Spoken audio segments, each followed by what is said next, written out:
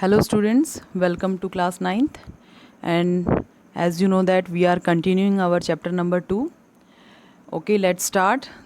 Our chapter name is संविधान निर्माण. ये हमारा civics का जो है second chapter है. और बच्चों, जैसा कि आप सभी जानते हैं कि हम जो है इम्पॉर्टेंट टर्म्स कर रहे थे जिसकी डेफिनेशन आपको आनी बहुत ज़रूरी है, एग्ज़ाम के लिए भी बहुत ज़रूरी है, और ये जो डेफिनेशन है आपसे पूछ ली जाती है. तो देखिए, आज हम जो है अपनी एक नई डेफिनेशन के साथ अपनी वीडियो की शुरुआत करते हैं. तो सबसे पहली जो हमारी डेफिनेशन है वो है स्वतंत्रता. जैसा कि आपको मैंने लास्ट वीडियो में बता दिया था, बहुत सारी डेफिनेशन हमने की थी, किस तरह से समानता, बंधुत्व, गणराज्य, पंथ निरपेक्ष.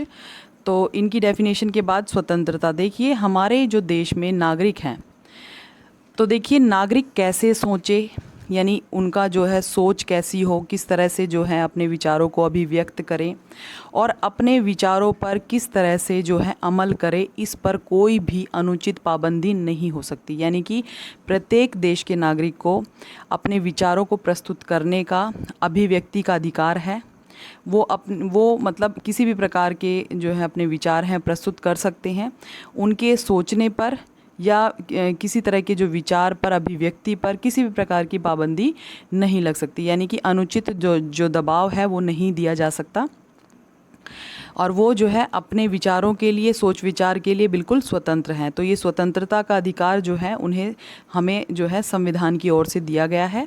नेक्स्ट है न्याय. तो देखिए, नागरिकों के साथ उनकी जाति, धर्म और लिंग के आधार पर भेदभाव नहीं किया जाएगा. न्याय से आप समझ सकते हैं कि यानी कि सभी नागरिकों के साथ, जो भारत देश का जो नागरिक है, सभी नागरिक जो हैं सभी के साथ बराबर का न्याय किया जाएगा.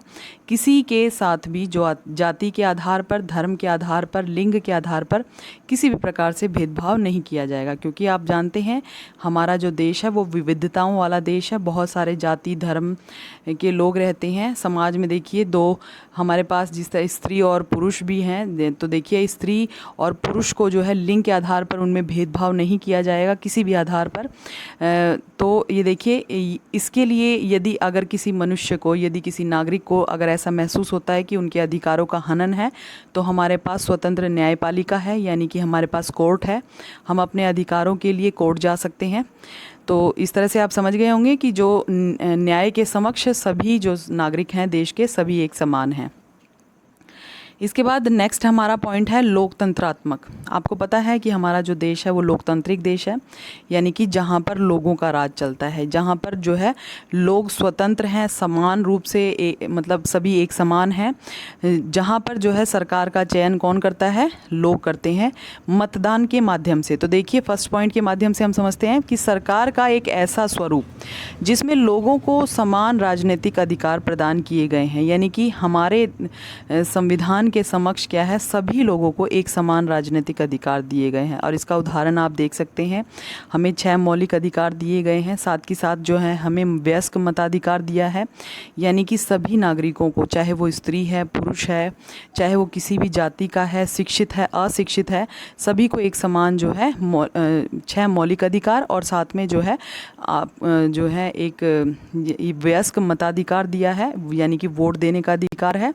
और ये सब कहाँ पे पॉसिबल हो सकता है? एक लोकतंत्रात्मक जो शासन प्रणाली है उसमें ये पॉसिबल हो सकता है. सेकंड पॉइंट देखिए, लोग अपने शासक का जो चुनाव है वो स्वयं करते हैं और उसे जवाबदेह बनाते हैं. यानी कि देखिए, शासक का चुनाव कौन करता है? देश का नागरिक करता है, मतदान के माध्यम से करता है.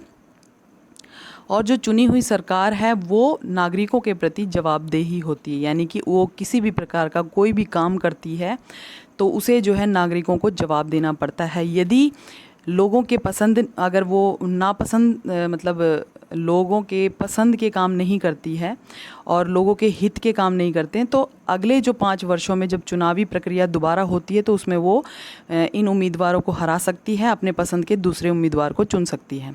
तो देखिए, यहाँ पर जो शासक है, शासक वर्ग लोगों के द्वारा ही चुना जाता है. तीसरा पॉइंट है कि यह सरकार कुछ बुनियादी नियमों के अनुसार चलती है. तो देखिए, यहाँ पर लोकतंत्रात्मक जो देश होते हैं, यहाँ पर जो सरकार है वो स्वतंत्र नहीं होती है, कुछ बुनियादी नियम यानी कि संविधान के माध्यम से चलती है.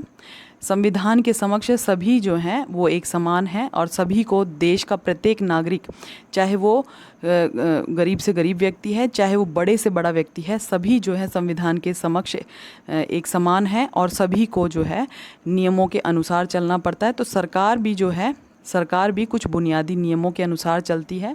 सरकार स्वतंत्र नहीं है। सरकार जो है, सरकार बनने के बाद वो स्वतंत्र नहीं हो सकती, अपनी मनमानी नहीं कर सकती, उसे जनता को जवाब देना पड़ता है। नेक्स्ट हमारा पॉइंट है समाजवादी। तो देखिए, समाज में जो संपदा है, जो सामूहिक रूप से पैदा होती है, यानी कि जो भी सोर्सेज हैं, हमारे जो संसाधन हैं, जो हमारे, चाहे वो प्रकृति ने दिया है हमें, चाहे वो हमारे आसपास है, चाहे सरकार के द्वारा हमें प्रदान किया गया है, वो जो है सभी के लिए समान रूप से है, सामूहिक रूप से जो है पैदा होता है और समाज में उनका जो बंटवारा है एक समान रूप से होता है। यानी कि समाज के अंदर जो भी संसाधन हैं, चाहे वो प्राकृतिक संसाधन हैं, चाहे वो किसी के द्वारा प्रदान किए गए हैं, तो वो सभी के लिए समान रूप से होते हैं, उसमें जो है भेदभाव नहीं किया जाएगा। अगर मान लीजिए जैसे ये जंगल हैं हमारे, या जो है गांव में तालाब है, या जैसे शमशान घाट हैं, या जैसे रेल है, परिवहन है, इन सभी पर जो है सभी लोगों का सामूहिक रूप से अधिकार होता है। इस पर किसी एक व्यक्ति का या किसी एक जाति का अधिकार नहीं होता और ये इस तरह से जो है मतलब किसी के साथ भेदभाव भी नहीं किया जा सकता। तो देखिए, इसके बाद जो हमारा नेक्स्ट पॉइंट है वो है सरकार ज़मीन और उद्योग धंधों की जो हकदारी से जुड़े हुए जो कायदे कानून हैं कुछ इस तरह से बनाती है कि जिससे सामाजिक और आर्थिक असमानताएं कम हो जाए। तो देखिए, आपको पता है ज़मीन और उद्योग धंधों की जो हकदारी है, देखिए आपको पता है कि हमारे देश में जो है बहुत सारे लोग ऐसे हैं जो बहुत काफ़ी अमीर हैं, कुछ लोग ऐसे हैं जो बहुत ज़्यादा गरीब हैं। तो देखिए, सरकार जो है कुछ ऐसे नियम भी बनाती हैं या कुछ ऐसी जो सुविधाएं उपलब्ध कराती है जिससे जो है समाज के अंदर जो समानता है और आर्थिक जो असमानताएं हैं, यानी कि उनको कम करने का प्रयास करती है। जिस तरह से समाज में दो वर्ग ज़्यादा से ज़्यादा ना पैदा हो, अमीर गरीब, ये नहीं है कि अमीर ज़्यादा अमीर हो जाए और गरीब जो है ज़्यादा गरीब हो जाए। तो देखिए, आप देख सकते हैं इसका उदाहरण। देखिए, हमारे देश की सरकार जो है हमें, जैसे जो गरीब लोग हैं वो उन्हें जो है राशन उपलब्ध कराती है। तो आप देखते होंगे कि बहुत, अगर आप वैसे जो नॉर्मल जो दुकानों पे अगर आप जाते हैं ख़रीदने, तो उन नॉर्मल दुकानों पे जो वो राशन है वो बहुत महंगा मिलता है, लेकिन सरकार जो है जो डिपो पे जैसे तेल वगैरह है, अनाज वगैरह उपलब्ध कराती है गरीब लोगों को, तो वो काफ़ी जो है कीमतों से जो उस समय प्रचलित कीमतें हैं उससे काफ़ी जैसे निम्न जो है कीमत होती है उनकी। तो देखिए, बाकी का जो सारा पैसा है वो कौन देती है? वो सरकार देती है। यानी कि गरीब लोगों की जो है स्थिति, मतलब समाज में जो है उन्हें जीवन का अधिकार है, उनकी स्थिति सुधरती रहे, इस वजह से जो है उन्हें ये चीज़ें जो है प्रोवाइड कराती हैं। और देखिए, रोज़गार, जैसे हमारे देश में, जैसे आपको पता है जो ये 100 दिन का रोज़गार अधिनियम बनाया गया है, लोगों को जो है रोज़गार दिया जाता है जिससे वो अपनी आजीविका को अच्छी तरह से चला लें, ताकि मतलब समाज में जो ये आर्थिक असमानताएं हैं ये समाप्त हो जाए। और साथ के साथ देखिए, अब आप कहेंगे कि अमीर लोगों के लिए क्या है? अमीर लोगों को देखिए सरकार इनसे टैक्स वसूल कर लेती है। तो देखिए, सरकार जो है ये टैक्स वगैरह से क्या करती है, जो गरीब लोग हैं, समाज का जो पिछड़ा तबका है, उनके लिए जो है, जैसे मान लीजिए जो सार्वजनिक सुविधाएं उपलब्ध कराती हैं। तो देखिए, अमीर व्यक्ति तो कहीं अच्छी जगह से भी जैसे दवाई वगैरह ले सकता है, या जैसे अस्पताल, बड़े बड़े अस्पतालों में अपना इलाज करा सकता है। लेकिन जो गरीब व्यक्ति है उनके लिए जो है स्वास्थ्य केंद्र खुलवाए गए हैं जहाँ पर उन्हें फ्री जो दवाइयाँ उपलब्ध करवाई जाती हैं, अनाज उनको उपलब्ध करवाया जाता है। तो ये सभी जो सुविधाएं हैं ये जो हैं ये सरकार के द्वारा प्रोवाइड की जाती है, ताकि समाज के अंदर जो हमारा सामाजिक भेदभाव है या जो हमारी आर्थिक स्थिति है वो एक समान बनी रहे। समाज में जो है उच्च वर्ग और निम्न वर्ग के बीच में जो है बहुत गहरी खाई ना बने, यानी कि अमीरी गरीबी के जो है मतलब अमीर और गरीब ज़्यादा ना हो, मतलब एक समानता सी बनी रहे समाज के अंदर। तो इसके बाद देखिए, हमारा जो लास्ट डेफिनेशन है, इसके बाद ये हमारा चैप्टर समाप्त हो जाएगा बच्चों। और जितनी भी डेफिनेशन मैंने आपको समझाई है, आप बहुत अच्छी तरह से समझाइए, इसको बहुत ध्यान से समझिए। ये सारी डेफिनेशन इनमें से जो है एग्ज़ाम में ज़रूर आती है। और आपको पता है कि जो ये जो डेफिनेशन है आपके लिए बहुत ज़रूरी है। तो देखिए लास्ट हमारा है संविधान संशोधन। आपको बता दिया था मैंने संविधान क्या है। संविधान लिखित नियम कानून है। और संशोधन क्या है, तो देखिए संविधान में समय के साथ साथ और परिस्थितियों के अनुकूल जो बदलाव किए जाते हैं उन्हें संविधान संशोधन किया कहा जाता है। आपको पता है हमारा जो देश है वो जो है काफ़ी पहले आज़ाद हो चुका था, और ये जो संविधान है ये भी हमारा जो है काफ़ी पहले बन चुका था। आपको पता है ये 26 जनवरी 1950 में लागू हुआ था। उसके बाद जो है बहुत सारी जो परिस्थितियों में परिवर्तन आया है, समाज में जो है बहुत चेंजेस आए हैं। तो देखिए जो नियम कानून है उनको कुछ संशोधित, मतलब उनको कुछ सुधार की आवश्यकता होती है।